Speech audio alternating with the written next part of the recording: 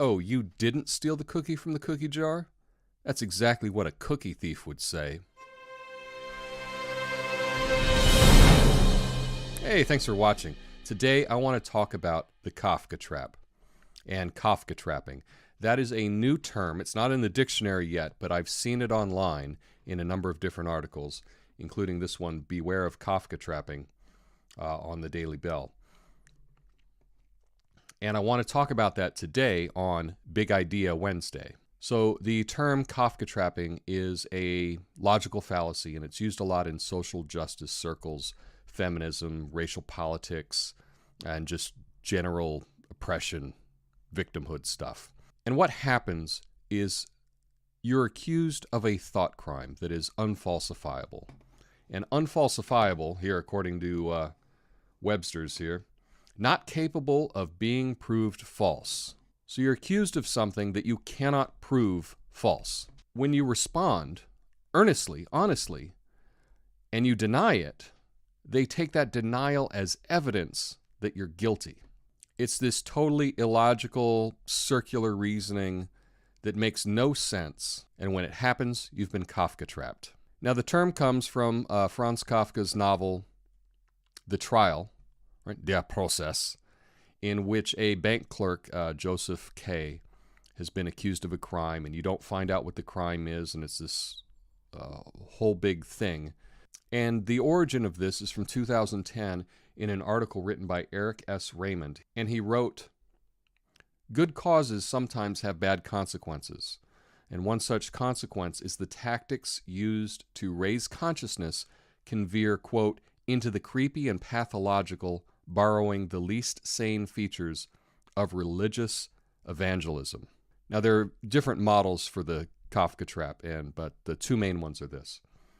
The accuser states, your refusal to acknowledge that you're guilty of sin, racism, sexism, homophobia, oppression, confirms that you're guilty of sin, racism, sexism, homophobia, oppression.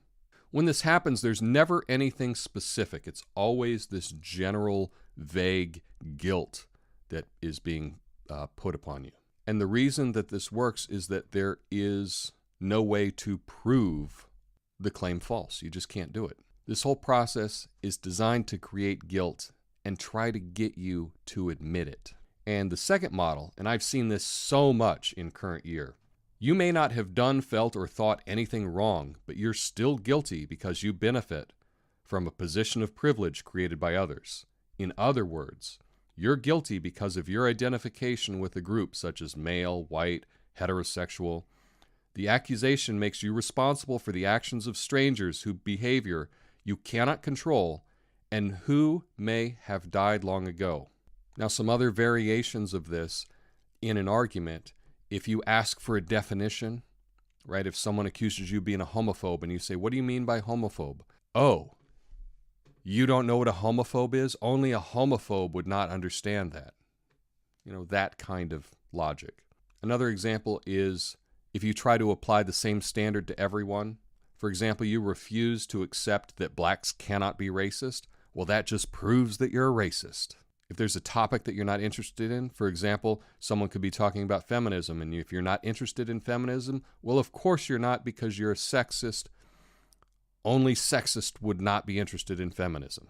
These are all variations on this, and they've been employed so much in current year. Now, how do you respond? You know, you certainly can't say, well, some of my best friends are black.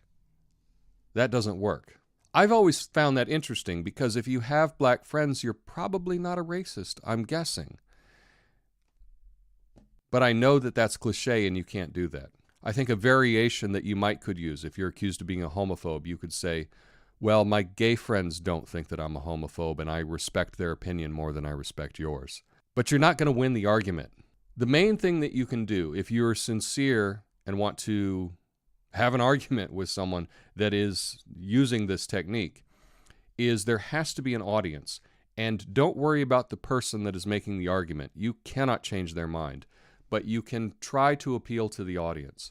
The main thing you can do is get really specific. Make them tell you exactly what you have done to be accused of this. But if you fall into the Kafka trap, It's very difficult to win. In fact, most of the time it's a lose-lose.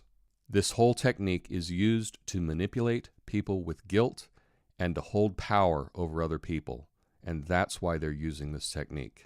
I've done a lot of searching online for the best response for this type of argument, and I really haven't found one.